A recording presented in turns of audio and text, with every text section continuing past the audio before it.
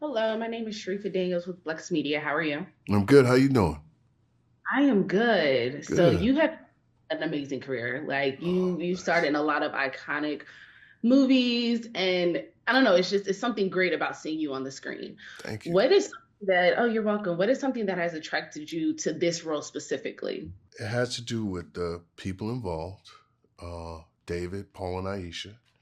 Um, I like period pieces. A lot of actors prefer not to. I like it because to me it gives me some license because it's almost like it's already happened. So I can put my spin on it without having to worry about some of the challenges of contemporary depictions of human beings because when it's happening right now, I find the pressure is different because it's happening right now. People can reference it, they can Google, they can this, that, and the other.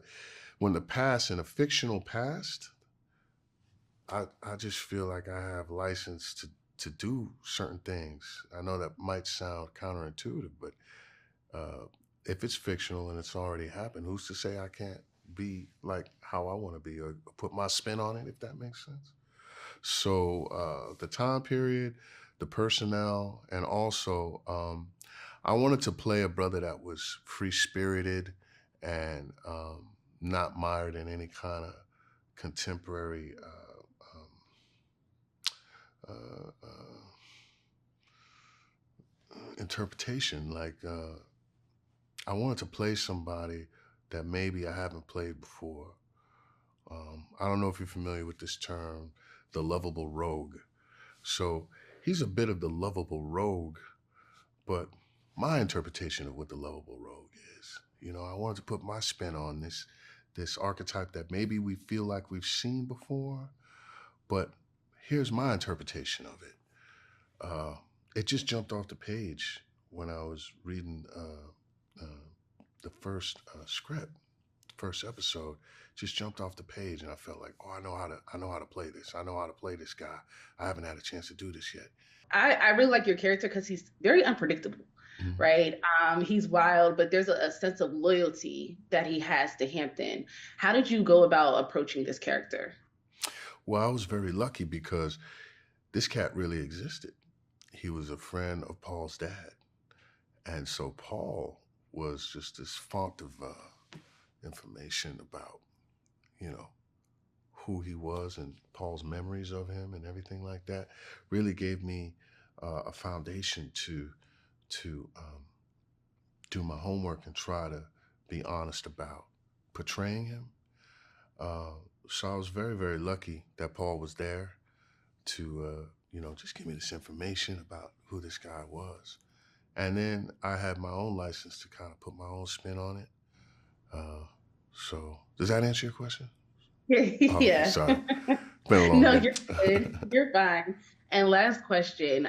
This show is really different in regards to the portrayal of Black families. We don't quite see them eccentric or quirky, especially when it's a period piece.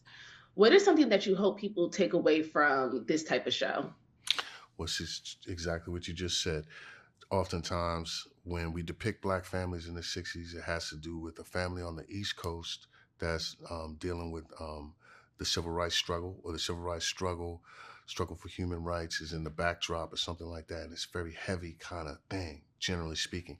So this was an opportunity to show a family on the West Coast, a Black family on the West Coast in a quirky, fun, eccentric kind of manner that we never get a chance to see ourselves as.